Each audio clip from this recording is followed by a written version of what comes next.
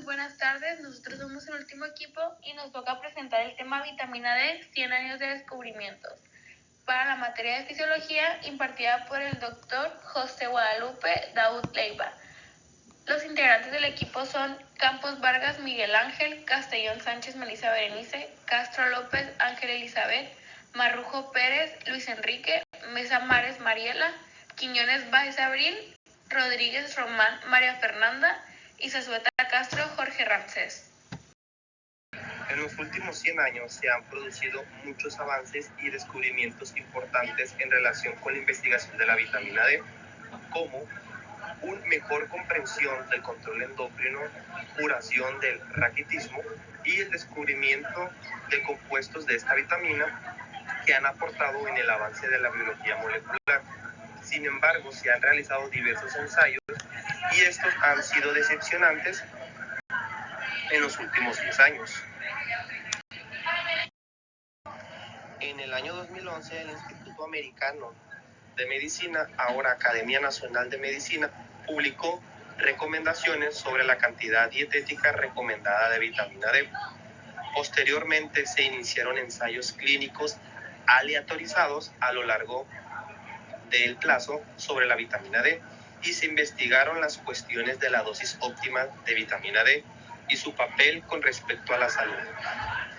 En esta opinión personal analizamos la historia del descubrimiento de la vitamina D y las controversias que han rodeado su trayectoria hasta nuestros días, así como las futuras líneas de investigación. El raquitismo está reconocido y documentado desde hace cientos de años. Un ensayo clínico publicado demostró que el raquitismo infantil podría curarse con aceite de hígado de bacalao, luz ultravioleta y exposición a la luz solar. Y lo atribuyó a la vitamina A para comprobar si la vitamina A era el agente activo del aceite de hígado de bacalao. Continuando con la historia de la vitamina D, Sternberg y sus colegas llevaron a cabo una serie de experimentos en las que irradicaron con la luz ultravioleta tanto en ratas como a su comida y descubrieron que ambos procedimientos provienen de la aparición del raquitismo, concluyendo que la luz ultravioleta convertía un lípido de la dieta y la piel en una sustancia antirraquítica. Ahora, hablando sobre el metabolismo de la vitamina D, se descubrió que 1,25 2D también es una hormona y que sus concentraciones séricas están reguladas homeostáticamente por la PTH a través de los cambios en el calcio sérico como por el FGF23 a través de los cambios en el fosfato sérico. Tanto la PTH como FGF23 participan en la regulación por retroalimentación de la secreción de 1,25. La PTH estimula la formación de la hormona y el FGF23 la suprime. Al mismo tiempo, la 1,25 suprime la formación de PTH y estimula la formación de FGF23.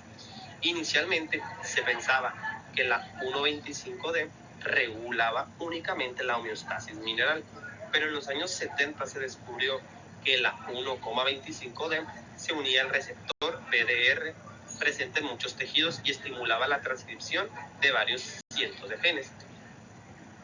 Por otro lado, pero muy importante, todas las células que tienen receptores de vitamina D tienen el mismo sistema enzimático. Ahora, en la medición de los metabolitos de la vitamina D, pues la medición de la 25D sérica es ideal debido a su vida media más larga. Además, es un biomarcador de la exposición a la vitamina D procedente de la luz solar y la dieta. En el año de 1971, utilizando ensayos para la 25D sérica, estudios realizaron en el norte de Europa mostraron evidencias de una deficiencia grave y extensa de vitamina D. Estos datos mostraron que el 40% de la población del Reino Unido tenía una concentración de vitamina D inferior a los 25 nanogramos sobre mililitro. El 50% de los residentes de residencia de ancianos y de Irlanda y de frase tenían concentraciones inferiores a 10 o 4. Y el 75% de los residentes de residencia de ancianos en los Países Bajos tenían concentraciones inferiores del 25. Y por último, las posibles razones de concentraciones tan bajas de vitamina D en el norte de Europa son la exposición inadecuada a la luz solar, especialmente en los meses de invierno. Ahora pasamos con los resultados de los ensayos aleatorizados placebo-vitamina D en los últimos 15 años.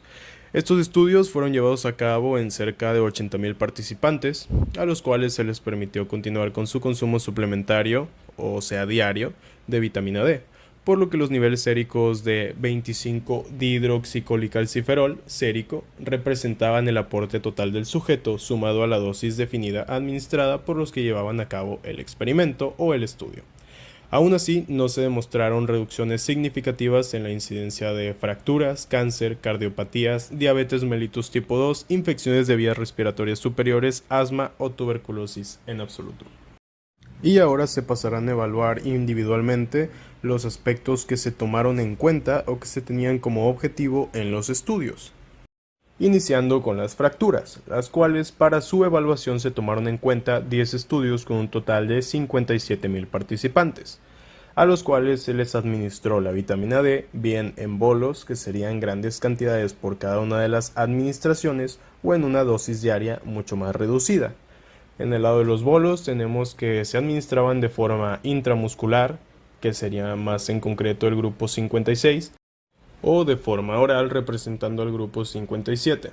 Del lado en el que se administraba de forma intramuscular era mediante bolos de 300.000 unidades internacionales, en las cuales se demostró un aumento de las fracturas de cadera en mujeres, lo cual obviamente es un efecto adverso, con un ratio de daño, un hazard ratio, de 1 a 82, con una tasa de fiabilidad del 95%.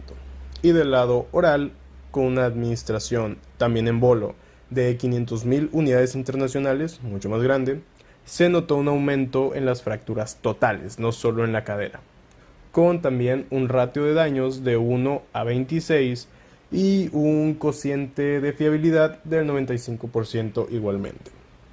Pero pasando con las dosis diarias, que eran orales, de los grupos 61 a 65, con una dosis de administración diaria de los 400 a las 2.000 unidades internacionales, no se observaba realmente un aumento en la incidencia de fracturas, pero tampoco se notaba un descenso en estas. Y analizando más en específico a los grupos 63 y 65, con 28.546 sujetos de prueba, pues no se notó ninguna diferencia en absoluto con el grupo placebo. Y cabe recalcar que el rango medio de calcitriol sí cambiaba, ya que esta concentración sérica era de 77 nanomoles, con un rango de 55 a 132, que es mucho más elevado que en el grupo placebo.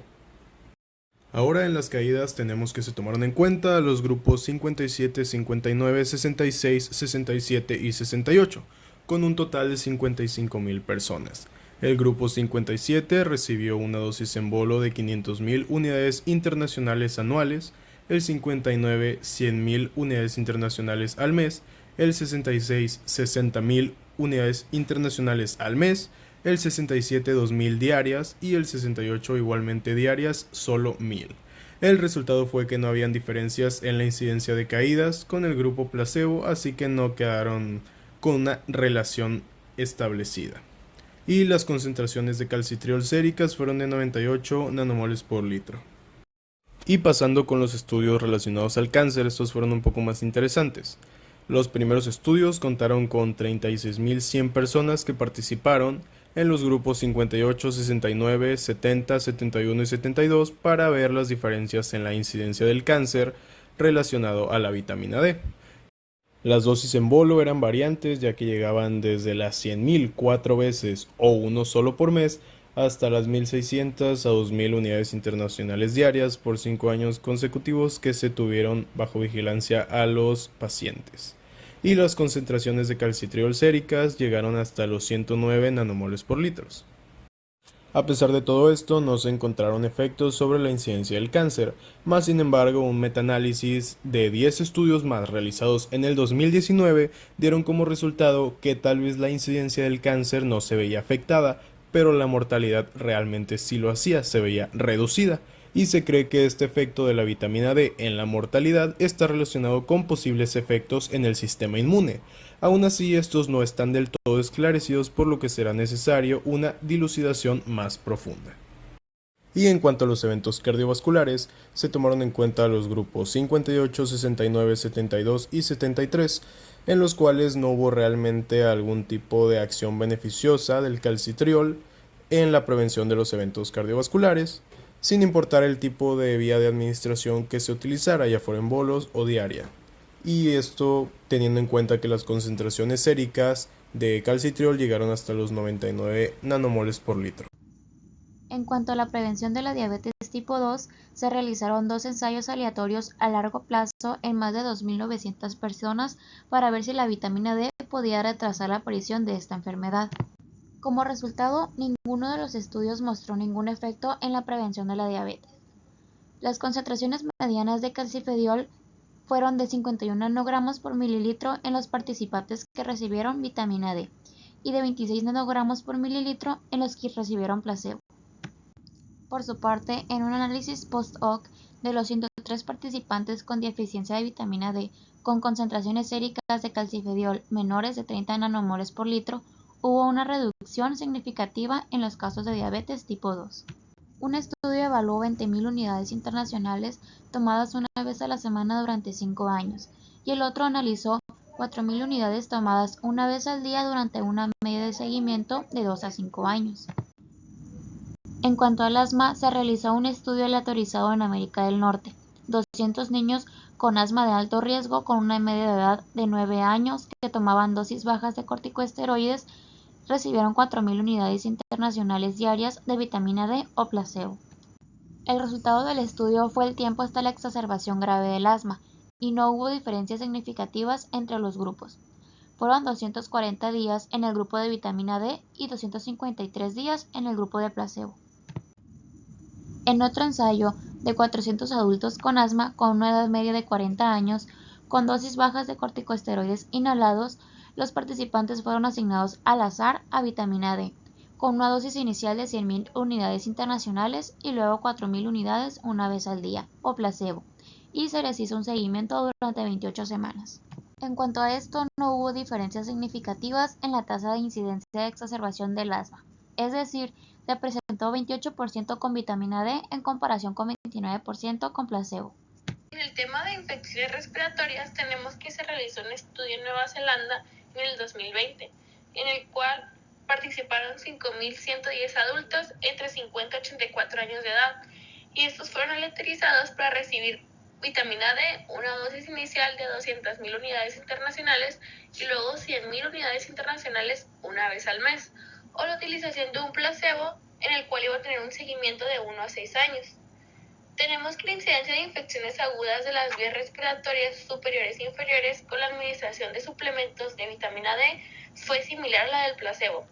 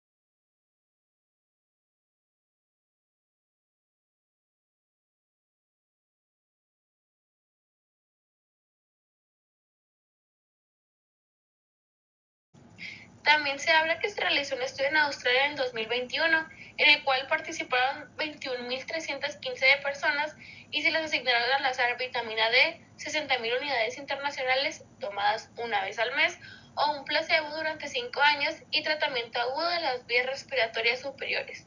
Tenemos que las infecciones ocurrieron de manera similar en ambos grupos.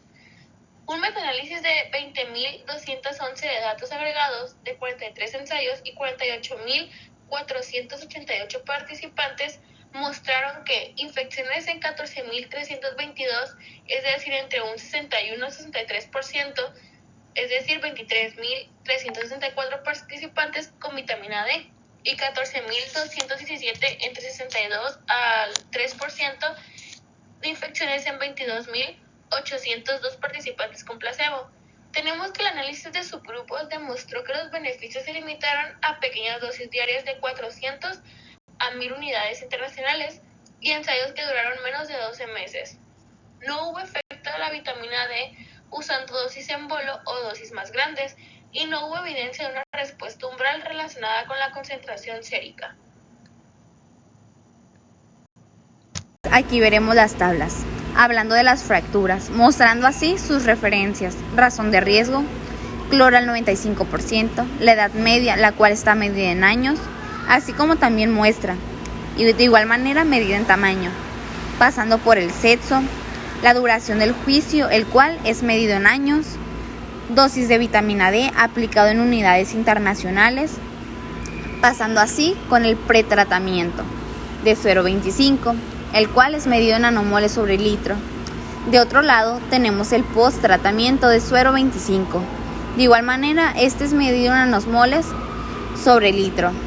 Y finalizando en país.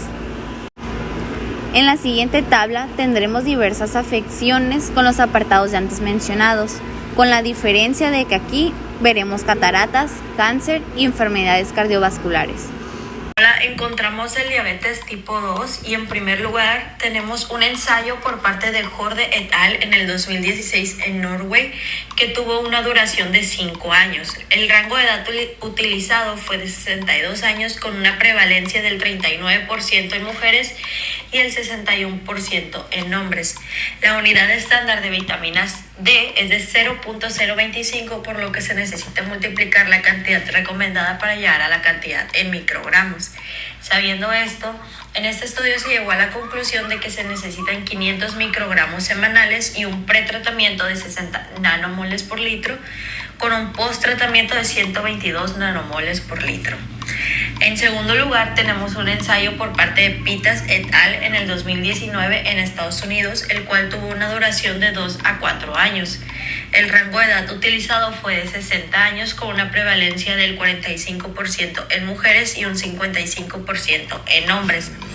En su conclusión se llegó a que se necesitan 100 microgramos diarios y un pretratamiento de 70 nanomoles por litro con un post-tratamiento de 135 nanomoles por litro.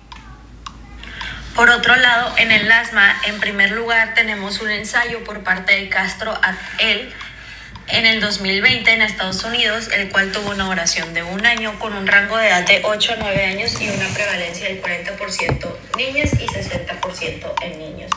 Se llegó a la conclusión que se necesitan 100 microgramos diarios y un pretratamiento de 55 nanomoles por litro y un post-tratamiento de 123 nanomoles por litro.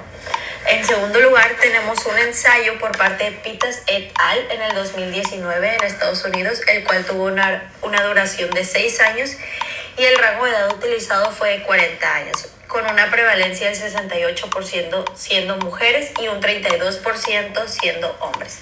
Se llegó a la conclusión de que se necesitan 100 microgramos diarios y un pretratamiento de 48 nanomoles por litro y un post-tratamiento de 105 nanomoles por litro.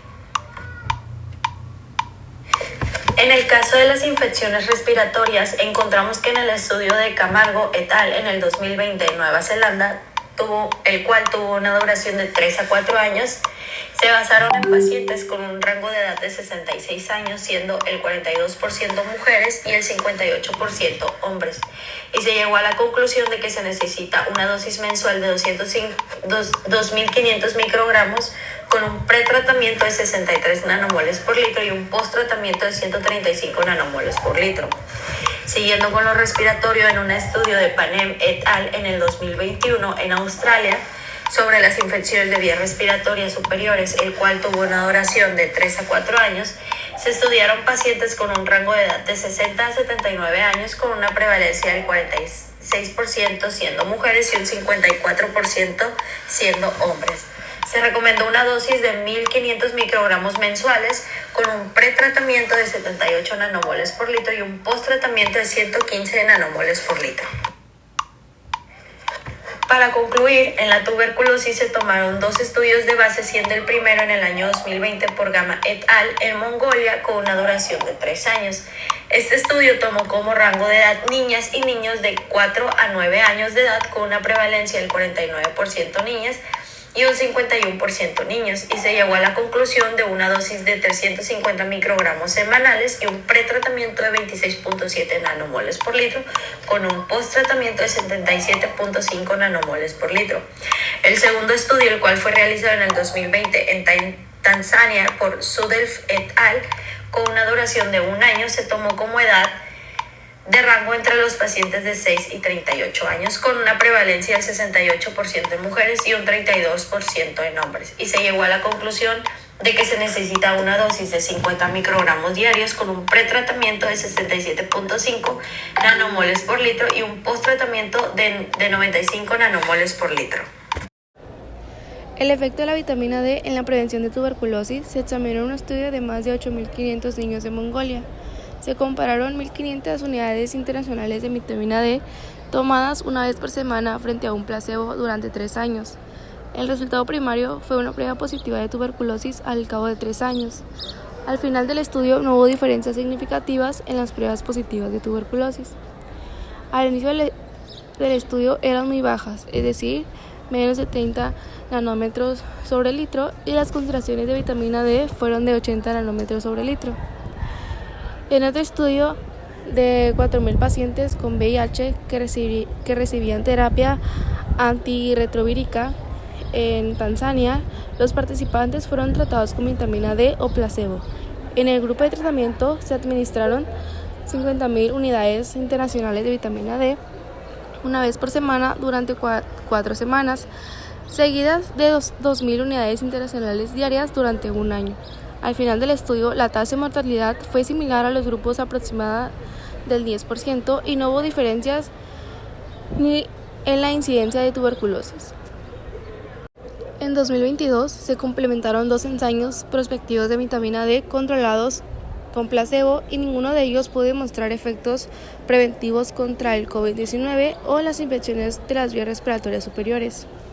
En Reino Unido se realizó un estudio aleatoriamente de 3.100 participantes a tomar 3.200 unidades internacionales u 800 unidades internacionales de vitamina D al día, si las concentraciones séricas de 25 eran inferiores a 75 nanómetros sobre litro. Y luego se compararon con 3.100 controles. No hubo diferencia entre los 2 grupos tratados y concentraciones de 25 inferiores a 75 nanómetros sobre litro. En Noruega se realizó otro estudio de más de 34.700 participantes a comprimidos de aceite de hígado de bacalao que contenían 400 unidades internacionales de vitamina D o a ninguno durante 6 meses. La concentración media basal de vitamina D era de 70 a menos 5 nanómetros sobre litro, y al final del estudio eran de 6 a 7 nanómetros sobre litro. No hubo reducción en el número de pruebas COVID-19, PCR positivas ni en la tasa de infección respiratoria grave. En 2022 se complementaron 2 ensayos prospectivos de vitamina D controlados con placebo y ninguno de ellos pudo demostrar efectos preventivos contra el COVID-19 o las infecciones de las vías respiratorias superiores. En Reino Unido se realizó un estudio aleatoriamente de 3.100 participantes a tomar 3.200 unidades internacionales u 800 unidades internacionales de vitamina D al día si las concentraciones séricas de 25 eran inferiores a 75 nanómetros sobre litro. Y luego se compararon con 3.100 controles. No hubo diferencia entre los dos grupos tratados y concentraciones de 25 inferiores a 75 nanómetros sobre litro. En Noruega se realizó otro estudio de más de 34.700 participantes a comprimidos de aceite de hígado de bacalao que contenían 400 unidades internacionales de vitamina D o a ninguno durante 6 meses. La concentración media basal de vitamina D era de 70 a menos 5 nanómetros sobre litro y al final del estudio eran de 6 a 7 nanómetros sobre litro. No hubo reducción en el número de pruebas COVID-19, PCR positivas ni en la tasa de infección respiratoria grave. Hablando sobre las enfermedades autoinmunes, en el ensayo vital de 5 años de duración, que incluyó a 25.871 participantes, el diseño del estudio fue un diseño factorial de 2x2 que probaba la vitamina D, 2.000 unidades internacionales diarias y los ácidos grasos omega 3, 1 gramo diarios frente a placebo. En el grupo de solo vitamina D hubo una menor incidencia de enfermedades autoinmunes en general en comparación con placebo. Si se tenían en cuenta también los últimos 3 años del ensayo, la incidencia de autoinmune se reflejó aún más. Este resultado podría apoyar la latencia del efecto del tratamiento. Sin embargo, otros modelos estadísticos no corroboraron un efecto temporal y este fue un análisis no planificado. Bueno, pues ahora vamos a comenzar con el efecto del calcio combinado con la vitamina D en fracturas. Para esto vamos a tener que en el año 2017, en un metaanálisis, el cual buscaba datos sobre fracturas, esto en 7 estudios de la comunidad de Wellings sobre el tratamiento del calcio y la vitamina D, dio a conocer que este no tiene un descenso significativo en cualquier tipo de fractura de hueso comparado con un placebo o sin tratamiento. No solamente nos vamos a basar en ese estudio, pues además de diferentes análisis, como podría ser el de Women's Health Initiative, un estudio de Jackson y colegas que inicialmente reportó un 12% en la reducción de fractura de caderas para los individuos que tenían suplementación de calcio. Sin embargo, este estudio incluyó a 18.176 mujeres con calcio y un tratamiento de hormona menopáusica y 18.106 mujeres con placebo y tratamiento de hormonas. Sin embargo, en el 2014, en un reanálisis de este estudio, después de excluir a mujeres con tratamiento hormonal, hubieron 4.015 participantes con calcio y vitamina D solamente, que tuvieron una ingesta de 2.100 miligramos y 3.957 participantes en placebo mostraron que en comparación con estos dos grupos no había un efecto del calcio en las fracturas de cadera.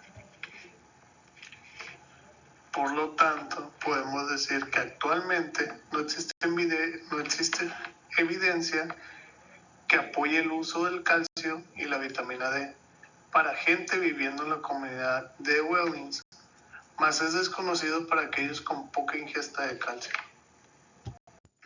Bueno, pues ahora vamos a continuar con la seguridad de la vitamina D.